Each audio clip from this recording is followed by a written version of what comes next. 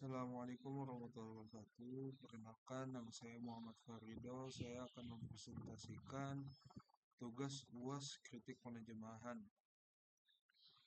yang berjudul Kritik Penerjemahan Cerita Anak, Cerita Pendek Arab, Athiqah Biman Tuhibbu. Kemudian di slide berikutnya yaitu latar belakang. Pada bagian latar belakang ini saya akan menjelaskan cerita pendek berbahasa Arab biasanya memiliki muatan emosional yang kuat seperti rasa kasih sayang, kekuatan, janji perlindungan. Ketika diterjemahkan, unsur-unsur emosional ini sering mengalami pelemahan karena perbedaan budaya bahasa. Oleh karena itu, kritik terjemahan dibutuhkan untuk menilai sejauh mana terjemahan mampu mempertahankan ketepatan makna, nuansa emotif, serta gaya bahasa yang sesuai dengan pembaca Indonesia. Dalam analisis ini, saya menggunakan teori Peter Newmark, khususnya pendekatan semantik dan komunikatif, untuk melihat kecenderungan pergeseran makna. Kemudian di slide berikutnya yaitu teks sumber.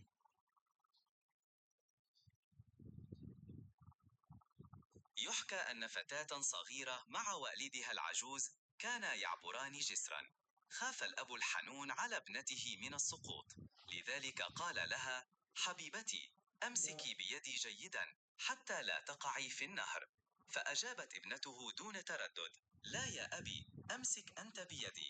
رد الأب باستغراب: وهل هناك فرق؟ كان جواب الفتاة سريعا أيضا: لو أمسكت أنا بيدك قد لا أستطيع التماسك، ومن الممكن أن تنفلت يدي فأسقط، لكن لو أمسكت أنت بيدي فأنت لن تدعها تنفلت منك أبدا. Kemudian di slide berikutnya yaitu teks terjemahan. Yang judulnya Percaya pada Orang yang Dicintai. Alkisah, seorang gadis kecil bersama dengan ayahnya yang sudah tua sedang menyeberang jembatan. Si ayah yang penyayang sangat mengkhawatirkan putrinya terjatuh. Maka ia berkata, "Pegang tanganku baik-baik, supaya kamu tidak jatuh di sungai." Si gadis menjawab tanpa ragu, "Tidak ayah, ayahlah yang harus pegang tanganku." Ayahnya membalas dengan heran, "Memangnya ada bedanya?" Si gadis juga menjawab dengan cepat, "Kalau aku pegang tangan ayah, boleh jadi aku tidak sanggup bertahan. Tanganku bisa terlepas dan aku akan terjatuh. Tetapi kalau ayah yang pegang tanganku, pasti ayah tak akan pernah membiarkan terlepas." Kemudian pada slide berikutnya yaitu pengertian teks sumber dan teks terjemahan. Pada slide ini, saya akan menampilkan salah satu kutipan pada teks sumber, yaitu kalimat khafal abu hanunu ala natihi minas sukut. Kalimat ini menunjukkan tiga hal utama. Pertama, penggunaan leksikal emotif seperti al-abu hanun atau dan khaufun dan juga abadan yang menggambarkan kasih sayang sekaligus kekuatan mendalam dari seseorang ayah. Kedua, ini juga menjelaskan struktur verba dalam teks kalimat Arab lebih ringkas dan cepat sehingga menimbulkan kesan dramatis. Dan juga yang ketiga, cerita ini banyak menggunakan dialog langsung sehingga membawa pembaca lebih dekat secara emosional dengan tokoh-tokoh. Kemudian pada teks terjemahannya, kita dapat melihat bagaimana penerjemahan mengalih bahasakan kutipan menjadi si ayah yang penyayang sangat mengkhawatirkan putrinya jatuh. Secara umum, terjemahan ini natural dan mudah diterima oleh pembaca Indonesia, dan pesan moralnya tetap tersampaikan. Akan tetapi, terdapat pergeseran makna. Misalnya pada pada kata khaufun berarti takut, berubah menjadi mengkhawatirkan. Padahal khawatir tingkat emosinya lebih rendah daripada takut. Ini menunjukkan adanya pelemahan nuansa emosional yang cukup signifikan. Kemudian di slide berikutnya, perbandingan elemen-elemen penting antara teks sumber dan teks terjemahan dari aspek emosi, atau di teks sumbernya khaufun takut, yang intensitas dalam bahasa Arab berubah menjadi ke teks terjemahannya menjadi mengkhawatirkan, sehingga kekuatan emosinya berkurang, intensitasnya berkurang. Kemudian dari aspek kasih sayang, terjemahannya ayah yang penyayang masih tepat, tetapi tidak sepenuhnya menangkap kedalaman makna. Kemudian yang ketiga dari aspek penegasan, yang di teks sumbernya itu abadan atau selamanya, tetapi di teks terjemahannya tidak akan atau tidak pernah, masih terdengar kurang adanya tekanan atau kurang tegas. Dan kemudian di aspek yang keempat yaitu struktur, teks Arab cenderung ringkas dan ritmis, sedangkan terjemahan menjadi lebih panjang dan lebih komunikatif dan mengikuti gaya bahasa Indonesia. Kemudian di slide berikutnya yaitu pembahasan analisis terjemahan. Nah, pertama pada aspek leksikal saya mengangkat contoh pada kata khaufun dalam teks sumber.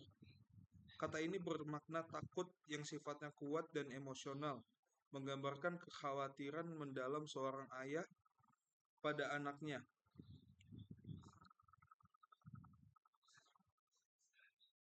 Namun, dalam terjemahan menjadi mengkhawatirkan yang secara intensitas lebih ringan. Jadi terjadi pelemahan makna emosional. Kemudian yang kedua itu aspek gaya bahasa. Terdapat struktur lan abadan yang dalam bahasa Arab berfungsi sebagai penegasan total. Contohnya pada kalimat lan tada'aha tanfalita minka abadan. Secara terjemahan memang menjadi takkan pernah lepas. Akan tetapi emosinya tidak sekuat teks Arab karena unsur penegasannya tidak seperti versi yang aslinya. Kemudian yang ketiga pada struktur kalimat, teks Arab menggunakan pola law lakin, yaitu struktur bersyarat dan kontras. Misalnya pada kalimat walau amsaktu walakin law amsakta ant. Struktur ini menghasilkan kesan dialog yang hidup. Namun di teks terjemahan, pola retoris ini tidak dipertahankan sehingga efek dramatis sedikit hilang. Kemudian dari aspek register, teks sumber memiliki karakter yang sangat emosional, lembut, remitis khas cerita moral Arab. Sementara terjemahan lebih komunikatif dan natural bagi pembaca Indonesia. Walaupun secara makna sudah baik, nuansa sastra Arab menjadi lebih datar karena beberapa ekspansi atau pergeseran gaya bahasa.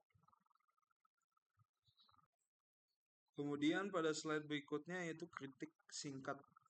Dalam kritik singkat saya akan menyimpulkan beberapa kelemahan utama. Yang pertama, nuansa emosional dari teks Arab melemah, terutama pada kata khaufun dan hanun yang semestinya membawa beban emosi yang kuat. Kemudian yang kedua, ritme naratif Arab tidak terbawa dalam terjemahan, terutama struktur law dan lakin yang seharusnya memberi kontras dan dinamika dalam dialog. Kemudian yang ketiga, terdapat beberapa ekspansi kata yang tidak diperlukan seperti penambahan baik-baik atau frasa tambahan yang membuat teks menjadi datar. Kemudian yang keempat, meskipun keterbacaan sangat baik, keindahan teks sumber sedikit hilang karena pergeseran gaya dan emosi tersebut. Kemudian pada slide berikutnya itu usulan perbaikan. Pada bagian ini saya memberikan beberapa rekomendasi perbaikan, khususnya pada yang pertama, Al-Abu Hanun, ayah penuh kasih sayang.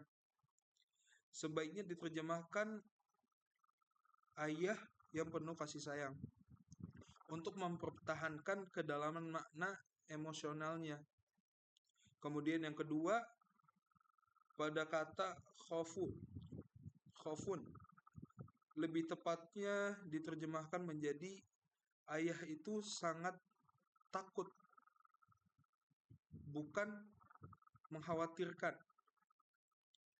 Kemudian yang ketiga, abadan, dapat diterjemahkan menjadi ayah itu tidak akan melepas sedetik pun, agar penegasan lebih terasa. Kemudian di bagian kedua